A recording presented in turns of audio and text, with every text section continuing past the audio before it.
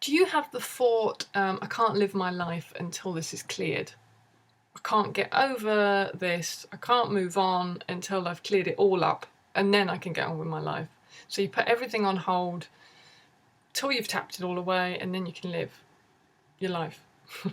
That seems to be common for some people. In fact, I know I had it myself, and it's a real sure way to keep the problem, actually, because what happens is, that's all you know, it becomes your identity. So you're in the house, you might not go out of the house much because you know you need to just sit and work on this stuff and clear it up.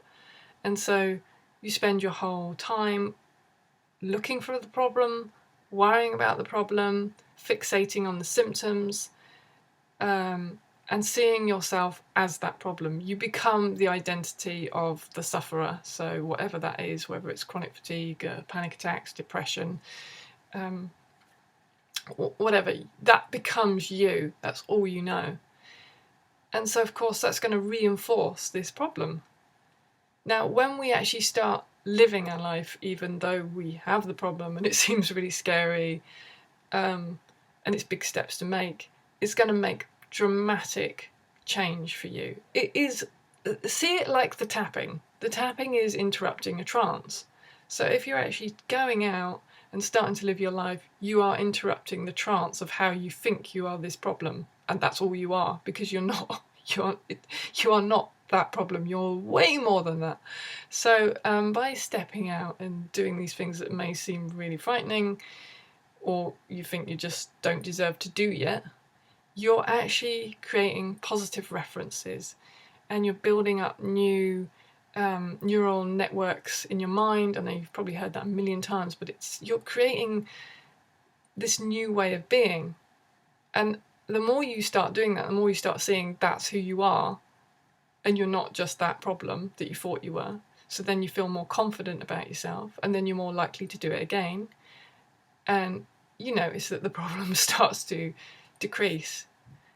So for instance, like you might want to do painting, or think of all the things that you used to love doing and see if you can start implementing them again.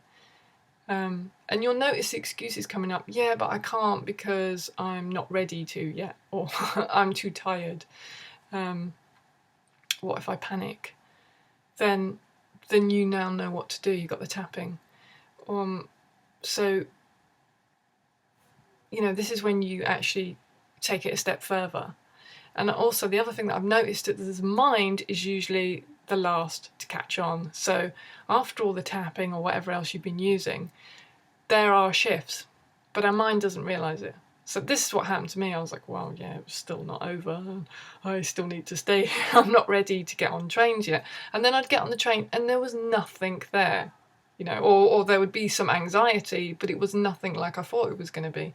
And this is another reason why we need to start actually going out and living our life, to actually prove to ourselves that it's over, it's not there anymore, or that it's not as bad as we think it is. And I just think this is a really important part of it. I hope that helps.